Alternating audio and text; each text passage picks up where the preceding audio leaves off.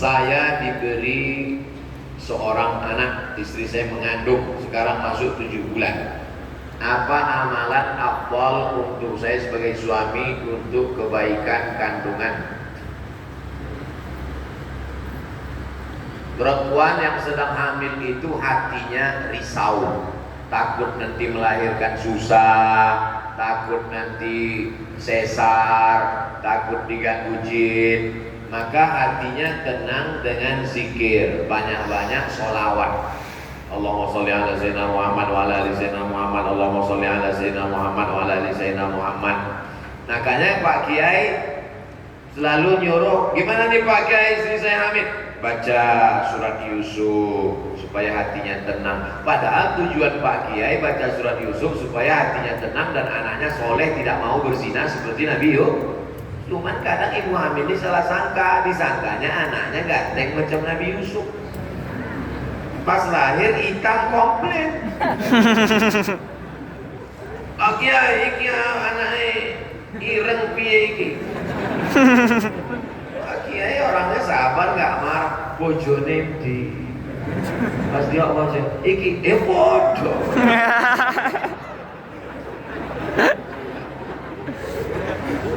Setelah itu kita jangan salah paham dulu.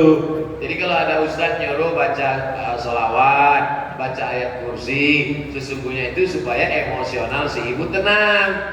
Kalau ibunya tenang, anaknya juga ikut tenang. Salatullah, salamullah ala taha rasulillah. Salatullah, salamullah ala yasin habibillah. Tawassalna bi bismillah wa bil hadi rasulillah wa kulli mujahidilillah bi ahlil badri ya Allah.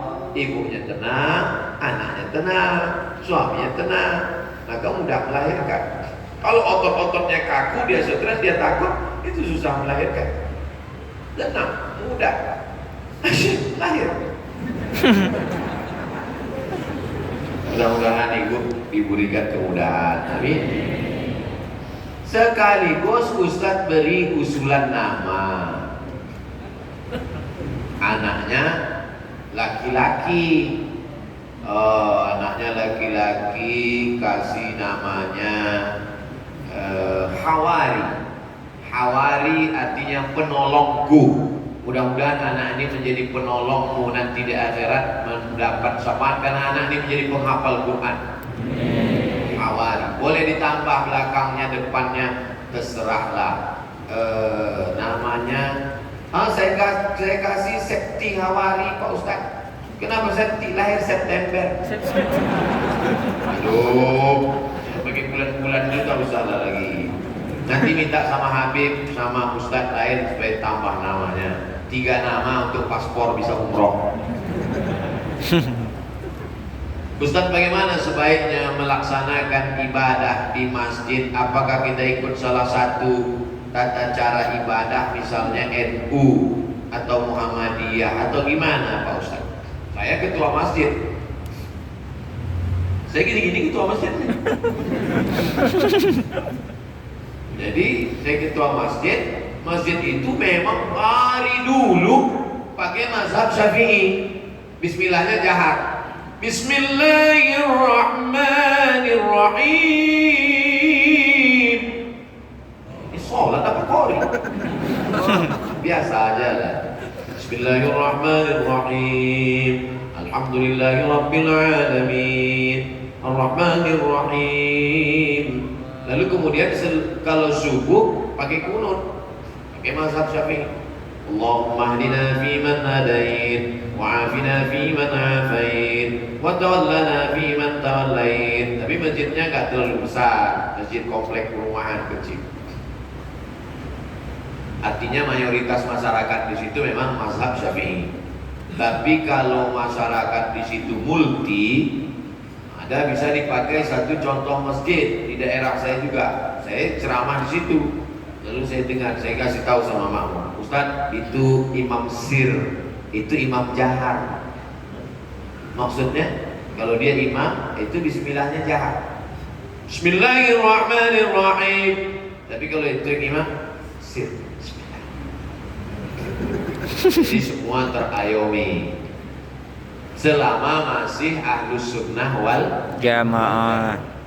Nah, jadi saya tak paham komunitas masyarakat di Darussalam, tapi kalau masjid saya pakai mazhab Syafi'i. Terus kalau selesai sholat zikir jahar sama sir, ya mazhab yang jahar itu mazhab Hambali. Karena menurut Imam Ahmad bin Hanbal, kalau dalam mazhab Syafi'i selama makmumnya belum tahu dikasih tahu. Cara ngasih tahu makmum gimana? Dijaharkan. Astaghfirullahaladzim, astaghfirullahaladzim, astaghfirullahaladzim. La ilaha illallah la syarika lah. Makanya kalau kita sholat di masjid, imamnya misalnya kuat, berarti dia ngasih tahu makmum. Kalau imamnya enggak kuat, berarti makmumnya udah tahu. Enggak usah dipermasalahkan. Dia menjadi masalah karena dipermasalahkan. Di situ letak masalahnya. Jangan masalahkan yang tak perlu dipermasalahkan.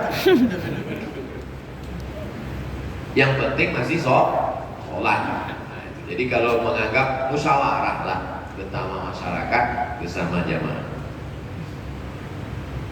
Ustadz, dulu saya belajar Islam berdasarkan adat di lingkungan. Karena tidak ada ilmu, sedikit demi sedikit hijrah menurut sunnah Nabi. Belajar bagaimana ketika ketidaktahuan ilmu dahulu Allah semoga Inna Allah tajawaza an ummati, Allah mengampunkan umatku manasya wa akhta'a. Allah mengampunkan umatku 3: lupa, salah, terpaksa. Dipaksa sama penjajah, kau mesti murtad. Zaman Nabi ada tuh yang dipaksa, namanya Ammar bin Yasir, sampai keluar dari mulutnya kalimat kafir. Dilaporkan ke Nabi, ya Rasulullah, itu Ammar itu sudah keluar kalimat kafir dari mulutnya.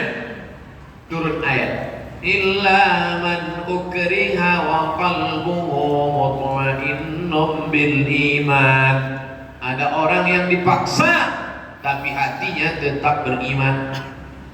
Sahabat Nabi yang dibela oleh Al-Quran langsung turun ayat membela dia, diantaranya Ammar bin Yasir. Supaya tak putus silaturahim, bolehkah saya masih hadir dalam acara pengajian 7 bulanan, 4 bulanan dan selamatan? Orang hamil istrinya, hamil itu nikmat atau gak nikmat? Tengok dulu udah nikah apa belum.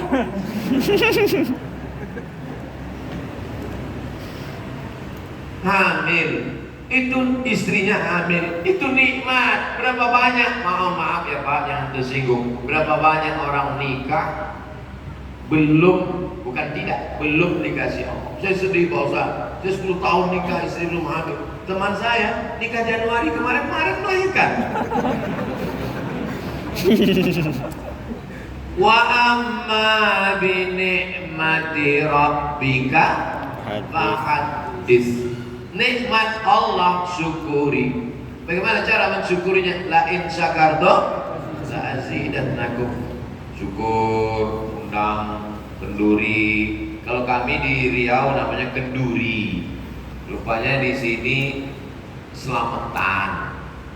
Datang ya selamatan. Kenapa disebut selamatan? Karena memang doanya Allahumma inna nas'aluka selamatan, salamatan fiddin. Semoga kelahirannya anaknya selamat, jauh dari penyakit. Nah, jadi kalau dia doa selamatan ya gak salah, berdoa menyelamatkan supaya selamat.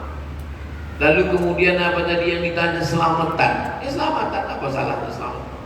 Yang tak boleh itu kalau di dalamnya ada unsur syirik, menduakan Allah, meminta kepada selain Allah. La ilaha illallah, qul huwallahu ahad.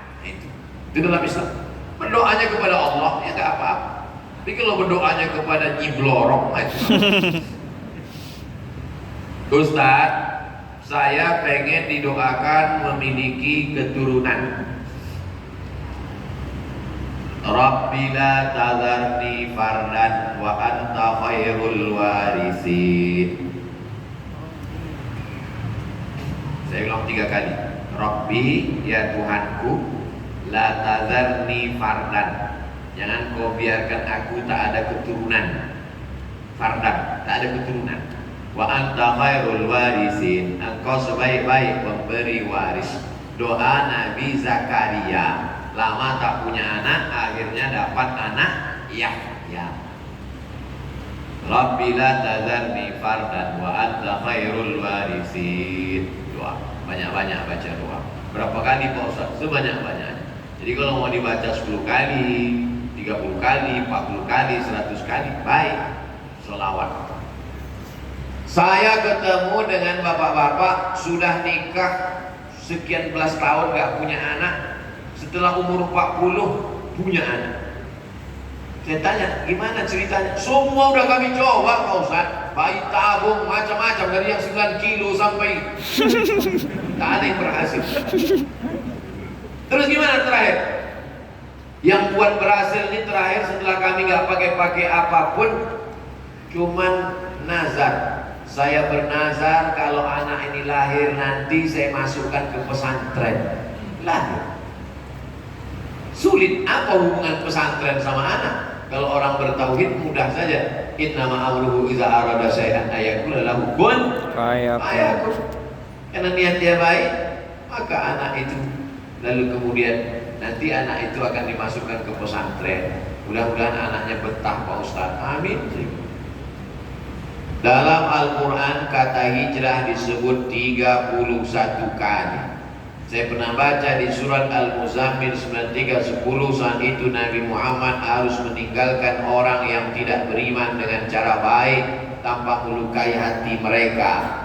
Apakah itu berlaku juga untuk saya apabila tempat saya bekerja mayoritas tidak beriman?